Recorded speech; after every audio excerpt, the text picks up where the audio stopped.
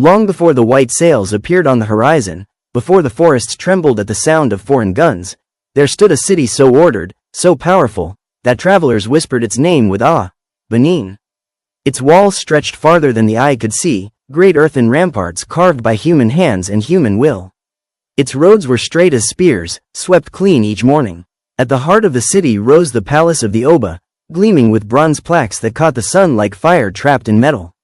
The child of destiny. On the night Oba Iware the Great was born, the priest said the wind changed direction.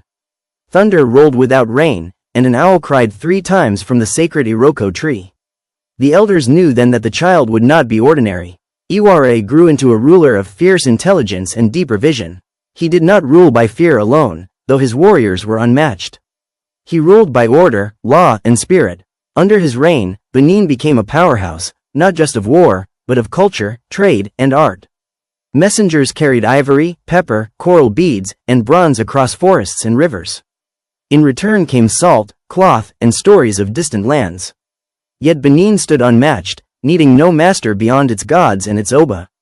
The bronze casters. In a sacred quarter of the city lived the Igun Aranwan, the bronze casters.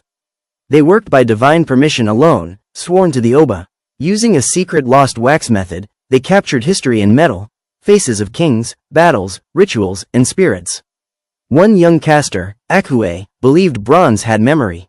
When I shape the metal, he said, I feel the voices of our ancestors guiding my hands.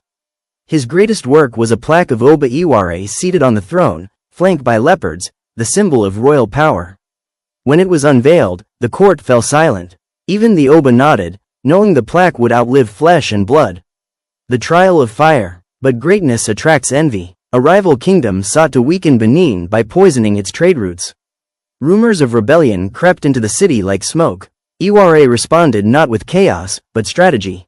He reorganized the army, divided power among chiefs, and placed women, the Ioba, the queen mother, into positions of influence, something unheard of in many lands. When war finally came, it was swift and decisive. Benin's warriors moved like a single body, guided by drums that spoke commands. The enemy fell, not just to strength, but to discipline. Benin emerged stronger, the shadow of the future. Years later, as Iware lay dying, he called Akhue to his side. Our power, the Oba said, voice thin as smoke, is not only in walls or weapons.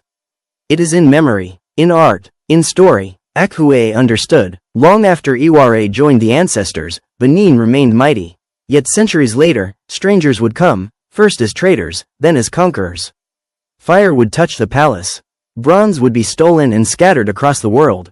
But Benin would not die. Eternal kingdom. Because power is not only what stands, it is what endures. Today, the bronzes still speak.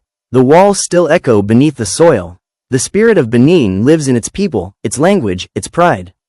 Empires may fall, but Benin was never just an empire. Benin was a civilization.